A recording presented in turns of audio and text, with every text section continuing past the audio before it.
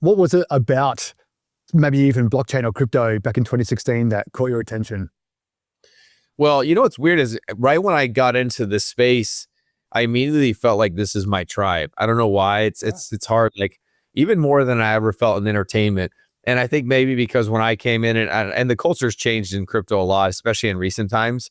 But I think like back then it was like most of us were still excited about like the prospect of changing the world and Mhm. looking at one of the core things that does govern how this planet runs, which is the monetary system. It's interesting because crypto can be very tribal. Um and that's not I can't say that's like my favorite part of our space. I think Sure. it's created a lot of divisiveness. And if you kind of compare all of the value that's in crypto versus outside, it still pales in comparison to like the larger economy. And so I've always looked to strike a unifying tone in terms of how I position myself, our project.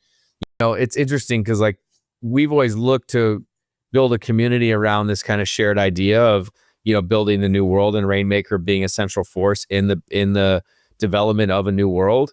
Um, so that's something that's been central to the community that we built. But at times it's like in crypto, there's a certain amount of like kind of mercenary mentality that Yeah. exists in the mob, as it were, or in the commons.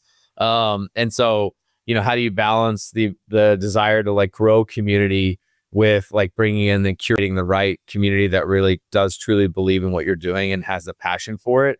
And it's hard because the product we built naturally is looking to financially empower the individual human at scale. So saying, how do we get people in Africa? How do we get people in Southeast Asia? How do we get people, that maybe haven't been included or targeted because they're not the wealthy, and saying, look, come over to our platform and we're going to help you to actually earn some more wealth. We're going to empower you to be part of this new decentralized AI revolution, on Rainmaker, right? So that's where, sometimes you're going to attract a certain brand of community member that may be a little more mercenary in nature because they're out there hunting for airdrops